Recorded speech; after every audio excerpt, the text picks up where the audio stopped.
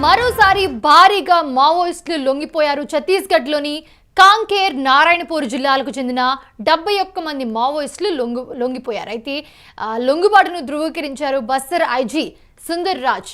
మార్పు కోసం శక్తివంతమైన చొరవలో భాగంగానే జనజీవన స్రవంతిలోకి మావోయిస్టులు లొంగిపోయారని చెప్పి బస్తర్ ఐజీ తెలిపారు. 18 ఆయుధాలతో సహా మావోలు లొంగిపోయినట్లుగా తెలిపారు. కేస్కల్ డివిజన్ కిస్కోడో ఏరియా కమిటీకి చెందిన మావోలు లొంగిపోయారు. అలాగే డివిజన్ కమిటీ కార్యదర్శి ముఖేష్ సైతం దీంట్లో ఉన్నారు. కాంకేర్ ప్రాంతం నుంచి 50 మంది, నారాయణపూర్ జిల్లాలో 21 మంది లొంగిపోయారు. అయితే వీరిలో 13 మంది మహిళా నక్సల్స్ ఉన్నారు.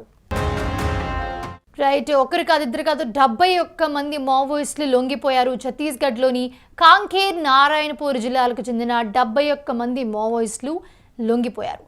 మరోసారి మావోయిస్టుల లొంగుబాటు జరిగింది. అయితే ఛత్తీస్గఢ్లోని కాంకేర్, నారాయణపూర్ జిల్లాలకు చెందిన 71 మంది మావోయిస్టులు లొంగిపోయారు. లొంగుబాటు ధృవీకరించారు బస్తర్ ఐజీ సుందర్ రాజ్. అయితే మార్పు కోసం శక్తివంతమైన చొరవలో భాగంగానే జనజీవన స్రవంతిలోకి మావోయిస్టులు లొంగిపోయినట్లుగా బస్తర్ ఐజీ తెలిపారు. 18 ఆయుధాలతో సహా మావోలు లొంగిపోయారు. కేస్కల్ డివిజన్ కిస్కోడో ఏరియా కమిటీకి చెందిన మావోలు లొంగిపోయారు. అయితే డివిజన్ కమిటీ కార్యదర్శి ముఖేష్ సైతం దీంట్లో ఉన్నారు. కాంకేర్ ప్రాంతం నుంచి 50 మంది, నారాయణపూర్ జిల్లాలో 21 మంది లొంగిపోయారు. వీరిలో 13 మంది మహిళా మావోయిస్టులు ఉన్నారు.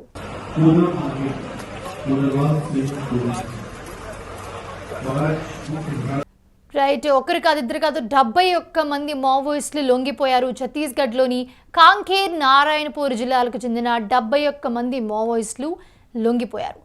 మరోసారి మావోయిస్టుల లొంగుబాటు జరిగింది. అయితే ఛత్తీస్గఢ్లోని కాంకేర్, నారాయణపూర్ జిల్లాలకు చెందిన 71 మంది మావోయిస్టులు లొంగిపోయారు.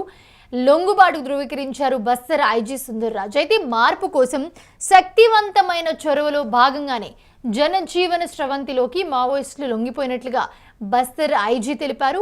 18 ఆయుధాలతో సహా మావోలు లొంగిపోయారు. కేస్కల్ డివిజన్ కిస్కోడో ఏరియా కమిటీకి చెందిన మావోలు లొంగిపోయారు. అయితే డివిజన్ కమిటీ కార్యదర్శి ముఖేష్ సైతం దీంట్లో ఉన్నారు. కాంకేర్ ప్రాంతం నుంచి 50 మంది, నారాయణపూర్ జిల్లాలో 21 మంది లొంగిపోయారు. వీరిలో 13 మంది మహిళా మావోయిస్టులు ఉన్నారు.